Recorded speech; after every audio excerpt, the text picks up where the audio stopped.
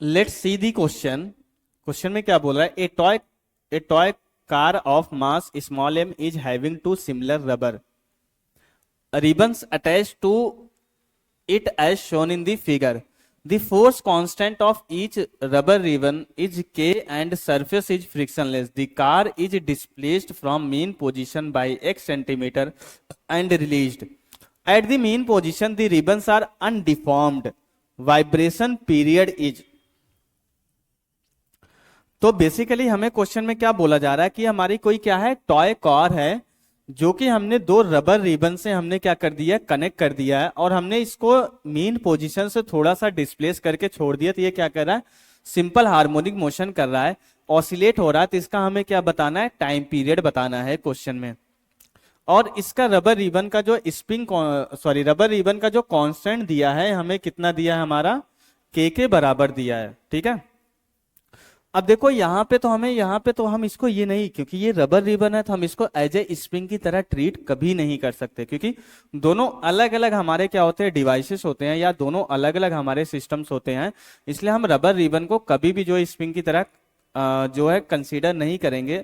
अगर आपने रबर को स्प्रिंग की तरह कंसीडर कर लिया तो आप डायरेक्टली क्या बताओगे, ये पैरेलल कॉम्बिनेशन है, तो के इफेक्टिव हमारा 2k हो जाएगा, तो m/2k आप बता दोगे और डी ऑप्शन आप करेक्ट कर दोगे, जो कि कंप्लीटली हमारा इनकरेक्ट ऑप्शन माना जाएगा। ठीक है, तो अब इसमें हमारा क्या कंसीडर किया जाएगा, पहले तो हम क्या करेंगे, time period of the simple harmonic motion है हम यूज करेंगे। Time period of the particle performing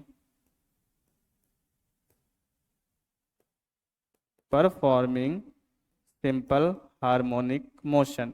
और टाइम पीरियड हमारा क्या होता है, 2π√m डिवाइडेड बाई के एस एच एम कॉन्स्टेंट के बराबर होता है ये टाइम पीरियड। तो यही तो हम फॉर्मूला यूज करने वाले हैं। बट हमारा एक ही चीज डिफरेंस होती है रिबन के केस में या रबर रिबन के केस में, वो क्या है, मैं यहां पे क्लियरली मेंशन कर देता हूं। Rubber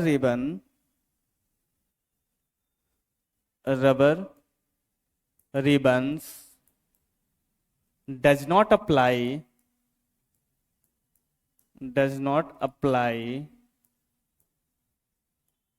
any force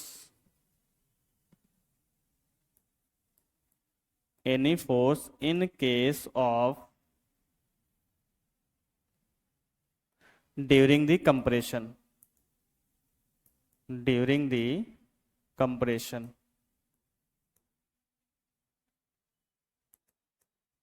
right.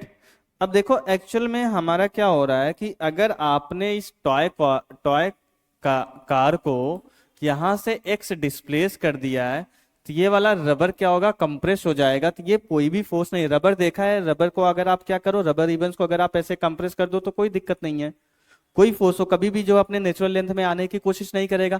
But अगर आप उसको एक्सटेंड कर रहे हो, खींच रहे हो, तो क्या करेगा, तब वो अपने नेचुरल लेंथ में आने की कोशिश करेगा, तभी वो फोर्स अप्लाई करता है। ये हमारा कंसेप्ट होता है रबर रिबन का। तो अगर आपने यहाँ पे इसको टॉय कार को अगर हमने मेन पोजीशन से यहाँ पे डिस्प्लेसमेंट दिया, तो यहाँ पे कोई फोर्स नहीं लगेगा, राइट।